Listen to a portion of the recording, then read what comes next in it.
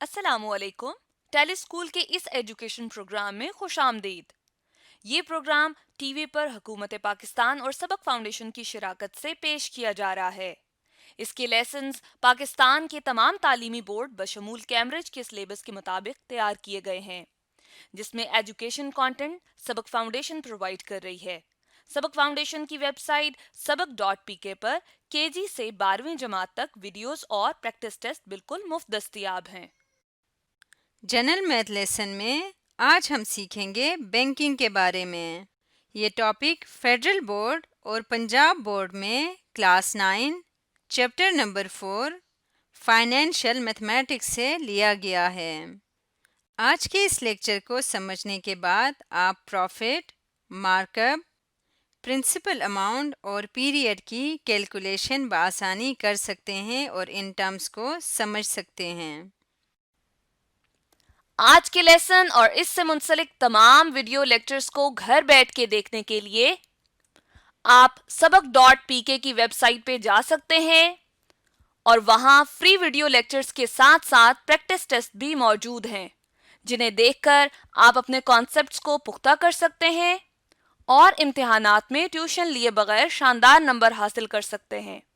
ये सब कुछ sabak.pk की वेबसाइट पर बिल्कुल मुफ्त दस्तयाब है।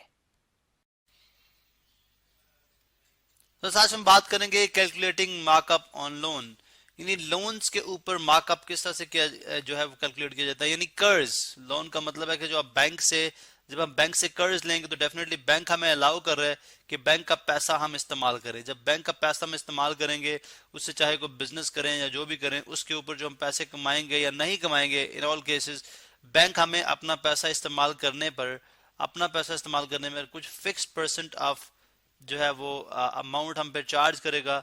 ठीक है, जिसको हम बोलते हैं जी दैट इज कॉल्ड, हो सकता है यानी अगर 1 मंथ के लिए कोई, अगर 1 मंथ बाद कोई अगर आपको पैसा वापस करेगा तो उसके ऊपर आप कितना जो है वो मार्कअप चार्ज करेंगे उसको। ठीक है, इसी तरह अगर वो 3 मंथ के लिए करता है, 3 मंथ्स के लिए करता है फिर कितना चार्ज करेंगे। ठीक है, इसी तरह वो 6 मंथ्स के लिए करता है फिर कितना चार्ज करेंगे। ठीक है, और इसी तरह से अगर 9 मंथ्स के लिए करता है फिर कितना चार्ज करेंगे, और इसी तरह से अगर 12 मंथ्स एंड सो ऑन के लिए करता है तो कितना चार्ज करेगा बैंक। ठीक है, यानी मार्कअप कितना होगा। फॉर एग्जाम्पल इसको हम एक्सप्लेन करेंगे with the help of example. ये वो फिक्स रेट होता है। अब इसके अलावा अगर आप देखें तो मुख्तलिफ बैंक्स का जो मार्कअप है वो डिफरेंट होता है, उसमें थोड़ी बहुत कमी बेशी होती है। उसकी रीजन क्या है?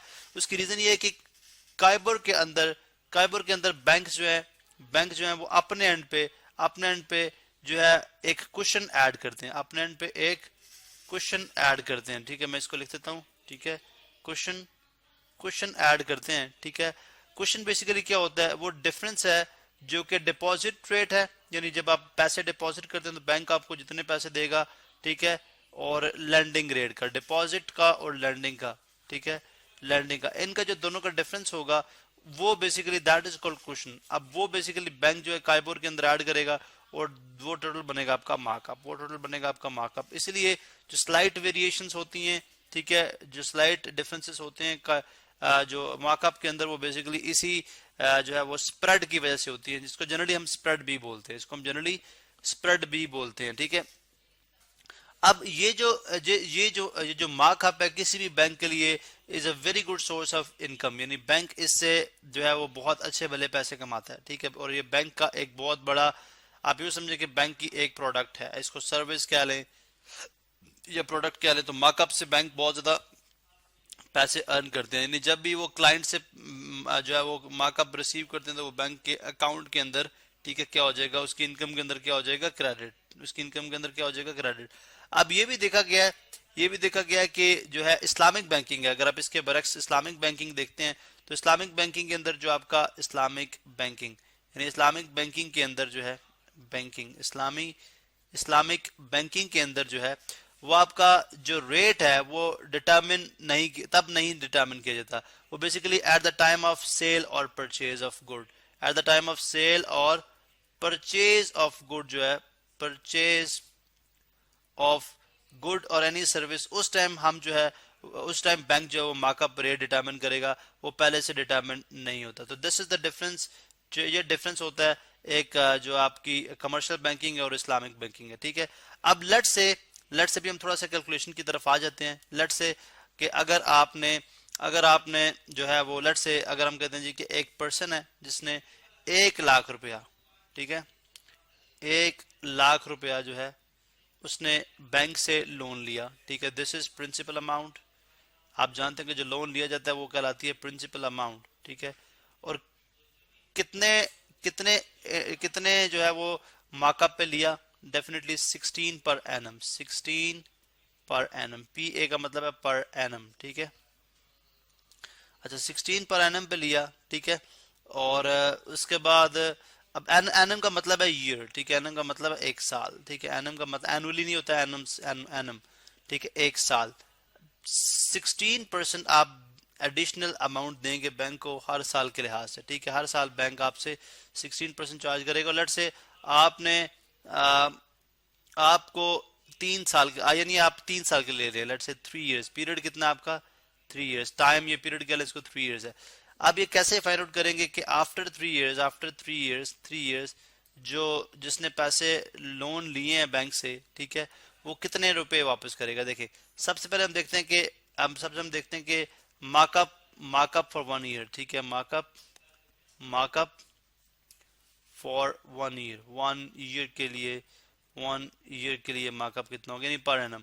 तो वो डेफिनेटली आप सबसे पहले देख लें 16% of total amount, a principal amount, ठीक है, 1 लाख रुपए आपने लिया तो 16 divided by 100 multiply by 1 lakh, ठीक है, 1 लाख। तो ये 2020 से कैंसिल आउट हो जाएंगे तो ये बन जाएगा 16,000 रुपीज, 16,000, ठीक है। ये तो हो गया एक मंथ, एक साल का जो मार्कअप है। अब बैंक आपसे 3 मंथ्स का ले रहा है, बैंक आपसे 3 इयर्स के बाद पैसे लेगा, तो हर साल 16,000 इसका मतलब मार्कअप ऑफ रुपीज 100,000 यानी 1 लाख फॉर 3 इयर्स 3 साल के लिए अगर बैंक लेगा तो डेफिनेटली एक साल के लिए 16,000 है, तो फॉर 3 इयर्स मल्टीप्लाई बाय 3 हो जाएगा। सो हमारे पास आ जाएगा रुपीज 48,000 यानी 48,000 रुपीज हम एक्स्ट्रा देंगे, ठीक है, इन द फॉर्म ऑफ मार्कअप। ये बैंक की इनकम है, ठीक है। अब बेसिकली अगर आप ये देखें, अगर आपने ये चेक करने के मार्कअप कितना देंगे आप, तो वो डेफिनेटली 48,000 होगा। लेकिन जो पैसे बैंक को आप 3 सालों में रिटर्न करेंगे वो क्या होगी, प्रिंसिपल अमाउंट प्लस मार्कअप, यानी प्रिंसिपल प्लस मार्कअप। ये आपके पास मार्कअप है और ये प्रिंसिपल है, यानी जो टोटल पैसे आपने लिए थे। तो 1,48,000 रुपया आप 3 साल के बाद बैंक को वापस करेंगे। आपने लिया कितना था 1,000, वापस कितना करेंगे 1,48,000, ठीक है। अब जो 48,000 है डेफिनेटली वो मार्कअप की अमाउंट है जो बैंक के लिए सोर्स ऑफ इनकम है। आप देखें इसका मतलब ये हुआ कि अगर आपने markup per annum find out करना है, मार्कअप पर एनम यानी पर ईयर, ठीक है, पर एनम अगर आप फाइंड आउट करना चाह रहे हैं तो आप कैसे करेंगे, बड़ा सिंपल सा तरीका है कि प्रिंसिपल अमाउंट या अमाउंट बोरोड, ठीक है, अमाउंट बोरोड, जितने आपने पैसे बोरो किए, ठीक है, टाइम्स रेट, जो रेट था, ठीक है, जो भी 14 था 15 था, डिवाइडेड बाय 100, डिवाइडेड बाय क्या आ जाएगा 100। इसी तरह से अगर आपने, ये तो हो गया पर एनम, अगर आपने मार्कअप कैलकुलेट करना है, मार्कअप, ठीक है, पर मंथ, तो साल में कितने मंथ्स होते हैं 12, तो डेफिनेटली पूरी इस अमाउंट बोरोड को यानी अमाउंट बोरोड टाइम्स रेट और 100, ठीक है, ये तो हो गया पर एनम का।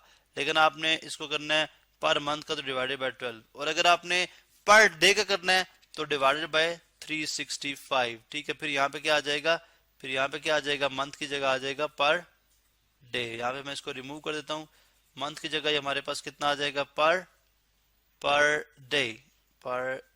डे, ठीक है। तो इस तरह से भी आप फाइंड आउट कर सकते हैं, ठीक है। या इसी तरह से अगर आपने पर ईयर तो कर लिया है, एंड फॉर 3 इयर्स करेंगे तो आप मल्टीप्लाई बाय टाइम भी कर देंगे, जो भी यहाँ से आपके पास पर एनम रेट आएगा। अगर आपका सिंपल जो है वो मार्कअप है, ठीक है, तो मल्टीप्लाई बाय टाइम कर देंगे तो आपके पास आ जाएगा markup for markup at 16% for 3 years, तो आ जाएगा amount borrowed times rate divided by 100 into time, ये मल्टीप्लाई बाय टाइम है, क्या है मल्टीप्लाई बाय टाइम, तो आप इस तरह से भी फाइंड आउट कर सकते हैं।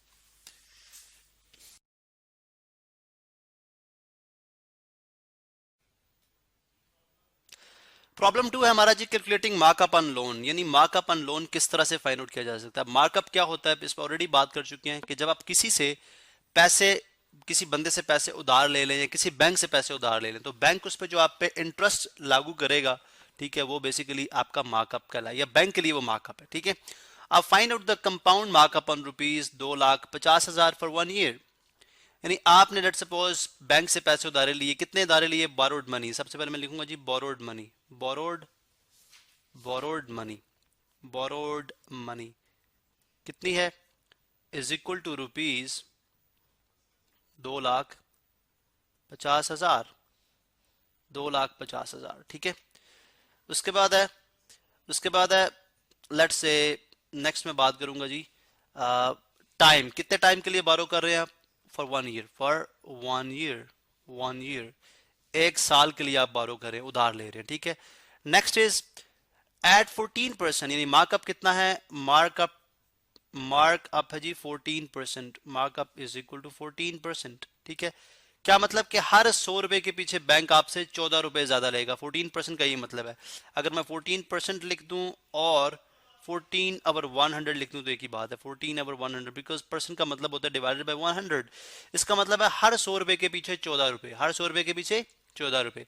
अब यहाँ पे एक बहुत इंटरेस्टिंग जो बात है वो ये है कि जो लास्ट टू जो लिखे हुए हैं वर्ड्स, ये पूरे का पूरा क्वेश्चन इन 2 वर्ड्स के अंदर है, विच इज कंपाउंडेड क्वार्टरली, यानी कंपाउंडेड क्वार्टरली, यानी जो इंटरेस्ट चार्ज किया जाएगा वो साल के बाद नहीं किया जाएगा, बल्कि साल में 4 दफा, क्वार्टरली का मतलब है साल में 4 दफा। फॉर एग्जांपल अगर आप देखें ये 1 year है, if this is 1 year, sorry this is 1 year, straight line है, इफ दिस इज 1 year, ठीक है, तो half of it is half year, और इसको फर्दर हाफ करें तो डेफिनेटली ये 4 पार्ट बन जाएंगे, तो इसका मतलब है 3 months ये, 3 months ये, 3 months ये और 3 months ये, तो टोटल 12 साल। तो इसका मतलब क्वार्टरली होगा तो ये एक क्वार्टर है, यानी 1 out of 4, ठीक है, this is also 1 out of 4, यानी अगर क्वार्टर की बात करें 4 में से एक हिस्सा, 4 में से एक हिस्सा, 1 out of 4, and this is also 1 out of 4, तो साल में 4 दफा किया जाएगा। इसका मतलब है साल में 4 दफा 14% पे तो नहीं कर सकते, इसका मतलब 14 को हमें डिवाइड करना पड़ेगा 4 पे, ताकि हमें पता चले जी मार्कअप, क्वार्टरली मार्कअप कितना है, क्वार्टरली मार्कअप, यानी क्वार्टरली मार्कअप कितना बनता है, वो बन जाएगा 14% को डिवाइड कर दें 4 के साथ, ठीक है, डिवाइड कर दें 4 के साथ, तो यहाँ पे हमारे पास कैलकुलेटर है, ठीक है, 14 डिवाइडेड बाय 4, चलिए अभी मैं इसको स्टैंडर्ड में लेके आता हूँ, 14 डिवाइडेड बाय 4, तो ये कितना आ गया 3.5%, इसका मतलब है इज इक्वल टू 3.5%, 3.5%, ये है जी क्वार्टरली मार्कअप, ठीक है। अब चूंकि साल में 4 दफा आपका कंपाउंड हो रहा है, साल में 4 दफा वो कैलकुलेट करेगा, जो बैंक का जो बंदा है 4 साल में 4 दफा अप्लाई करेगा, इसका मतलब है टाइम कितना हो गया, यानी टी जो होगा वो कितना होगा, T is equal to 4 times, ठीक है, 4 टाइम्स, चलें 4 हो गया। अब यहाँ पे हम करते हैं कि अगर हम फार्मूला अप्लाई करें कि हमें टोटल पैसे जो है वो कितने रिटर्न करने पड़ेंगे, ठीक है, टोटल पैसे कितने रिटर्न करने पड़ेंगे, ठीक है, टोटल मनी, टोटल अमाउंट जो कि वापस करनी पड़ेगी वो किसके इक्वल होगी, वो प्रिंसिपल, यानी प्रिंसिपल अमाउंट जो कि यानी 2,50,000 into 1 plus rate in percent की पावर टी, यानी कितने टाइम वो कंपाउंड होगा। अब बड़ा सिंपल सा है, प्रिंसिपल अमाउंट है 2,50,000, तो 2,50,000 आप यहाँ पे लिखेंगे, ठीक है, 2,50,000 इधर आ गया, उसके बाद 1 plus what is R is 3.5%, 3.5% का मतलब है ओवर 100, उसके बाद पावर है T, what is T, T is 4, ठीक है, टी इज 4। अब यहाँ पे देखें तो हम बड़े आराम से ये बात कर सकते हैं कि टोटल अमाउंट आपके पास आ जाएगी, यहाँ पे मैं कैलकुलेटर यूज करूं अगर तो साइंटिफिक में ले जाते हैं इसको, देखें 3.5 बाय 100 का देख लें, 3.5 डिवाइडेड बाय 100, ये बहुत सिंपल सा है, बन जाएगा 0.003, इसमें प्लस 1 ऐड कर दें, इज इक्वल टू आ गया 1 पॉइंट, तो इंटरनल ब्रैकेट के अंदर 1.035 है, इसकी पावर है 4, तो पावर कैसे ली जाती है X raise to power Y, इसको प्रेस करेंगे और 4 प्रेस करेंगे तो ये आ जाएगी 1.035 की पावर 4 इज इक्वल टू का साइन, तो ये आ गया 1.147523 एंड सो ऑन। मल्टीप्लाई कर देंगे इसको 2,50,000 के साथ, ठीक है, 2,50,000 के साथ इज इक्वल टू आ जाएगा 2,86,000 यानी 2,86,880.75। 2 लाख चले लाख वाले सिस्टम में लिखते हैं 2,86,000 86,000 2,86,000 880.75 रुपीज, ठीक है, this is the total amount. ये क्या है, टोटल अमाउंट है। लेकिन मार्कअप कितना एक्चुअली बन रहा है, मार्कअप तो बनेगा, मार्कअप जो बन रहा है मार्कअप अमाउंट, ठीक है, यानी जो पैसे मनी चार्ज यानी अमाउंट चार्ज एज मार्कअप, ठीक है। चले मैं यहाँ पे पहले इस तरह लिख लेते हैं, amount charge as markup, amount charge as markup, amount charge as markup कितना बन रहा है, रुपीज 2,50,000, इसमें से सॉरी टोटल अमाउंट सॉरी, ठीक है, इज इक्वल टू रुपीज 2,86,880.75, ठीक है। थोड़ा सा मैं इसको राइट साइड पे करूंगा, माइनस इसमें से करेंगे जो बोरोड अमाउंट थी 2,50,000, ठीक है, शारिया 00। अच्छा, इज इक्वल टू कर लें इसको, माइनस कर लें इसमें से 2,50,000, ठीक है, इज इक्वल टू आ जाएगा 36,880, तो 0.75 यानी 36,880.75। तो ये आ गया जी रुपीज, अब this is also in rupees, ठीक है, तो ये आ गया रुपीज 36,000, रुपीज यहाँ पे आएगा रुपीज 36,880.75। तो ये आपने देखा जी, ये इतने पैसे हैं, अगर वो 4 टाइम्स कंपाउंड करता है साल में तो 36,880.75 रुपीज जो है वो एज ए मार्कअप के तौर पे चार्ज करेगा, चाहे वो बैंक है चाहे वो कोई शख्स है।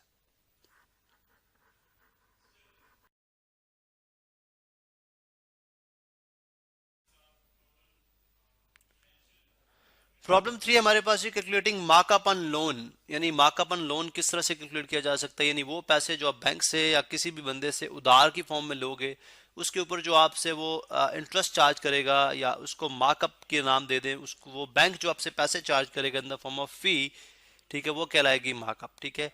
A company borrowed rupees 6,600 from bank Alfalah, यानी एक बैंक अल्फला से एक कंपनी है जो पैसे बोरो करती है, तो आप लिखेंगे money borrowed by company, money सबसे पहले इंफॉर्मेशन तो ये मनी, चले मनी बोरोड, चले सिंपल मैं मनी बोरोड लिख देता हूँ। Money borrowed is equal to rupees कितनी है, इज इक्वल टू रुपीज 6,600, ठीक है, फ्रॉम बैंक अल्फला, ठीक है, एट 8% सिंपल मार्कअप। तो मार्कअप कितना है, मार्कअप देखें तो मार्कअप आ रहा है इज इक्वल टू 8%, ठीक है, पर एनम, यानी एनम का मतलब क्या होता है, साल, हर साल 8% बैंक आपसे चार्ज कर रहा है।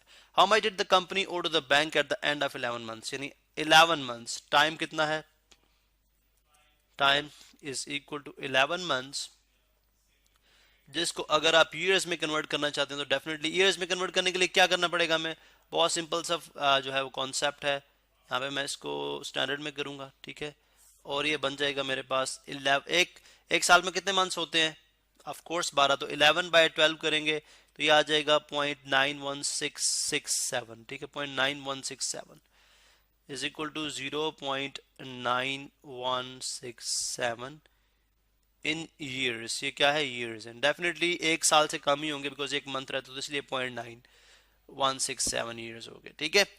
अब देखें ये टाइम हो गया, ठीक है। अब कंपाउंडेड ईयरली हो रहा है, उसमें कोई मतलब एक साल में एक दफा कंपाउंड हो रहा है, ठीक है।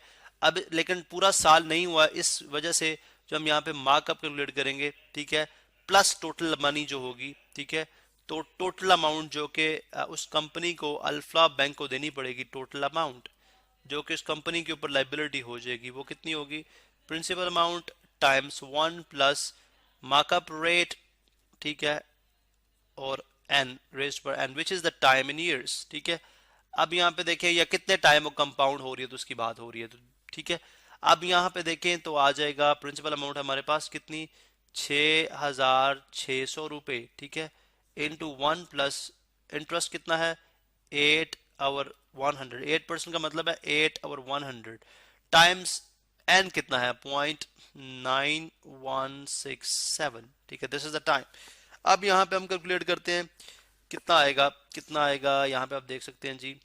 वन, सबसे पहले देखें व्हाट इज 8%, तो 8% 0.08 होगा, 8 डिवाइडेड बाई 100 देख सकते हैं जी 0.08 प्लस इसमें करेंगे 1 इज इक्वल टू दिस 1.08, और 1.08 को मैं इसकी पावर लेने के लिए साइंटिफिक में ले जाऊंगा, 1.08 इसकी पावर है, पावर लेने का क्या तरीका होता है, एक्स रेज़ पर वाई, ये है एक्स रेज़ पर वाई, मीन अब पावर कितनी है 0.9167, ठीक है, तो ये कितना आ जाएगा 1.07 समथिंग समथिंग समथिंग, ये एक इरेशनल नंबर है, ठीक है।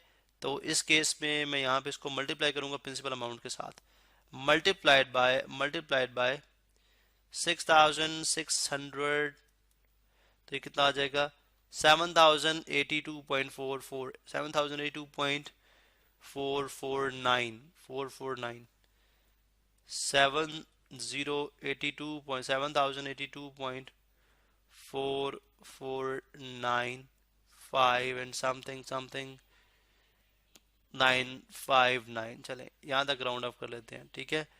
इतने रुपीस उसको देने पड़ेंगे बैंक को, यानी उस कंपनी को, अल्फला बैंक को 11 मंथ्स के बाद इतने रुपीस जो है वो देने पड़ेंगे, या 11 मंथ्स के बाद इतनी लाइबिलिटी यानी इतना कर्ज जो है वो बैंक का जो है, यानी बैंक का उस कंपनी पे हो जाएगा, ठीक है, उस कंपनी के ऊपर इतना कर्ज हो जाएगा। तो इस तरह से आप जो है वो मार्कअप, ये सिंपल मार्कअप था तो सिंपल मार्कअप आप इस तरह से कैलकुलेट कर सकते हैं।